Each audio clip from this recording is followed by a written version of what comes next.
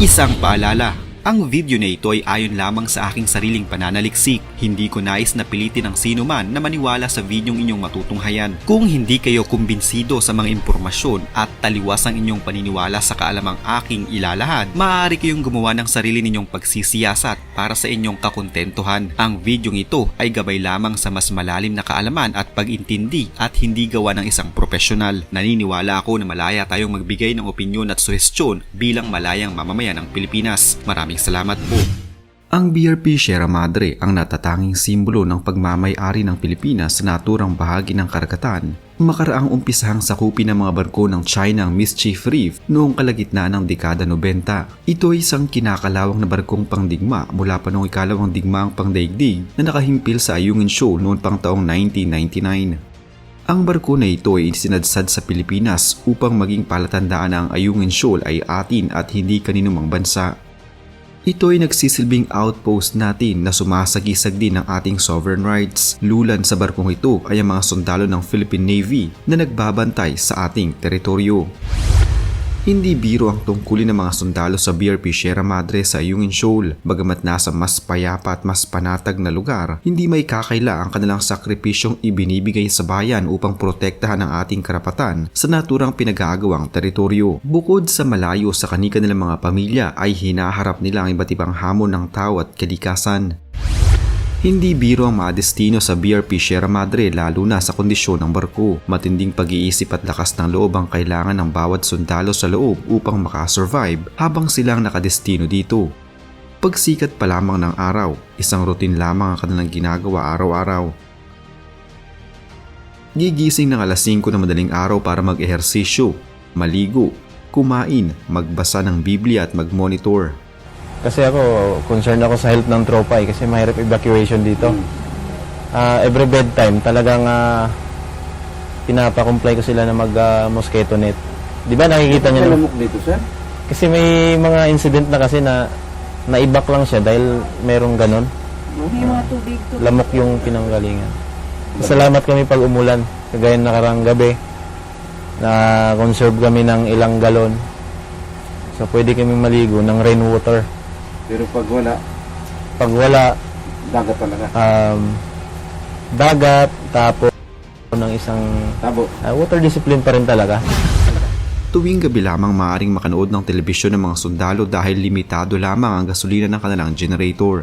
Halos memoryado na nila ang lahat ng mga pelikulang Pilipinong pinapanood nila at upang malimutan ang lungkot ay gumawa pa sila ng isang tila KTV bar sa loob mismo ng barko. Ito'y upang mawala ang kanilang pangungulila at maiwasan na ma-depress. Mula umaga hanggang gabi, mga delata lamang ang kanilang pagkain subalit hindi itong pangunahing misyon ng mga sundalo. Ang kanilang pinakamisyon ay ang bantayan ng ating teritoryo. Sa ilang buwan ng kanilang pagbabantay ay mga barko lamang ng China ang laging nakaantabay sa lugar. Mayroon silang satellite phone at radio communication sa loob ng barko upang ipaalam agad ang mga bagong insidente na ginagawang China sa lugar. May ilang mga mangingisda ang kanilang nakakasalamuha, mga Pilipinong mangingisda na madalas na nagbibigay ng isda para sa kanila. Ang ilan ay kinailangan na makisilong sa barko dahil sa sama ng panahon at para mawala na rin ang kainipan ng mga mangingisda ay pinapayagan sila minsan na makinood sa mga pelikulang kanilang pinapanood. Bukod dito, kinakausap din nila ang mga mangingisda kung bakit kailangan nilang bantayan ang ating teritoryo. Ayon sa ilang mga sundalo na dati nang nadestino sa BRP Sierra Madre, hindi umano ang Chinese Coast Guard ang kanilang pinakamabigat na kalaban, kundi ang pagkabagot. Kaya bukod sa KTV bar at telebisyon na kanilang pinagkakaabalahan sa lumang barko, ay gumawa din sila ng tila gym para naman makapag-ehersisyo. Kailangan nilang masiguro na patuloy silang nagmamatsyag kahit pa bagot na bagot sila at wala nang maisip na gawin. Kailangan din nilang humanap ng paraan upang libangin ang kanilang sarili at maipagpatuloy ang kanilang sinumpaang tungkulin. Dahil dito, ang mga mangingisda na din ang kanilang nagiging mata sa lugar. Dahil sa hinaharang ng China ang mga supply ng ating mga sundalo sa loob ng BRP Sierra Madre, madalas din ay nag-airdrop na lamang ng mga supply ang ating Western Command ng Armed Forces of the Philippines.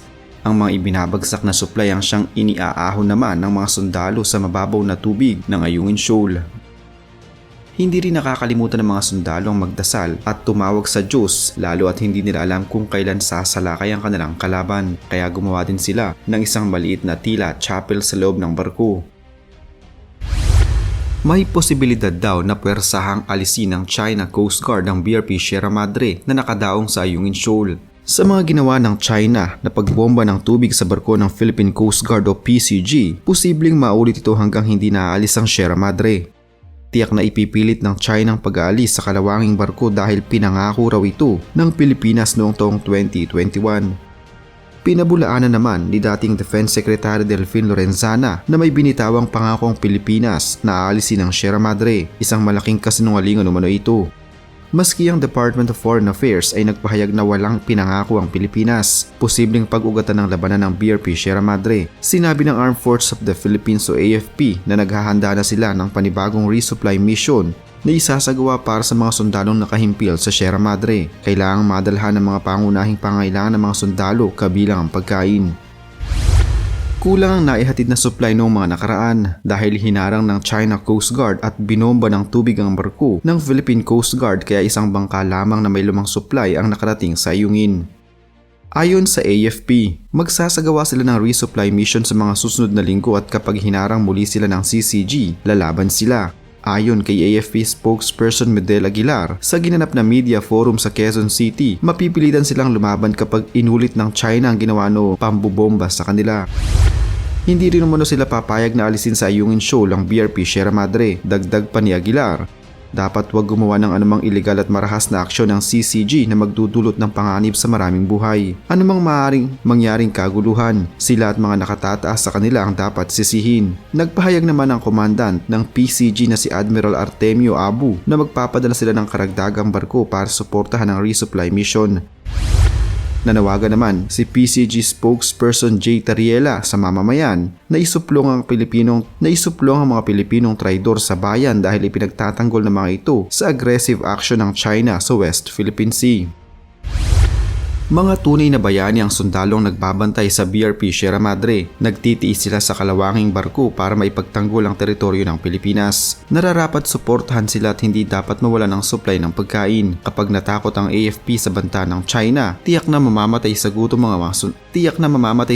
ang mga sundalo. Nakakahanga naman ang sinabi ni AFP spokesman na lalaban sila kapag muling hinarang ang resupply mission. Nakatanggap ng panibagong panghaharas mula sa China ang mga barko ng Pilipinas sa bahagi ng West Philippine Sea. Ito ay matapos na bombahin ng water cannon ng mga barko ng China Coast Guard ang mga barko ng Bureau of Fisheries and Aquatic Resources sa kasagsagan ng ikinakasa nitong maritime patrols sa bahagi ng katubigang malapit sa Baho de Masinloc. Ayon kay PCG spokesperson for the West Philippine Sea Commodore J. Tariela, kahapon naganap ang naturang insidente kung saan bago pa ito ay nagsagawa muna ng dangerous maneuvers at obstruction ng 4 na mga barko ng CCG at 6 na barko ng Chinese Maritime Militias. Sa ulat, direktang tinamaan ng water cannon ng starboard eastern ng BFAR vessels. Bukod dito ay ginamitan din ng 2 barko ng CCG na kanilang jet stream water cannon ang mga barko ng PCG mula sa magkabilang gilid na nagdulot naman ng pinsala sa rehas at canopy ng naturang sasakyang pangdagat. Ayon kay Tariela, ang pinsalang ito ay nagsisilbing katibayan na malakas ang pressure ng tubig na ginamit ng China sa kanilang pinakabagong panghaharas sa mga barko ng ating bansa. Bukod dito ay naglagay din aniya ng floating barrier ang CCG sa lugar na may habang 380 meters na sumasakop naman sa buong bukana sa Baho de Masinloc na naglilimita sa akses ng mga Pilipino sa naturang lugar. Samantala, sa kabila ng panggigipit at mapanuksong aksyon ng Chinese Coast Guard, kapwa nanindigan ng PCG at BFAR vessels at ipinagpapatuloy ang kanilang maritime patrol kasabay ng pagtiyak na hindi sila mapipigilan at magpapatuloy sa pagsasagawa ng kanilang mga lehitimong operasyon upang suportahan ang mga mangisdang Pilipino at matiyak ang kanilang kaligtasan.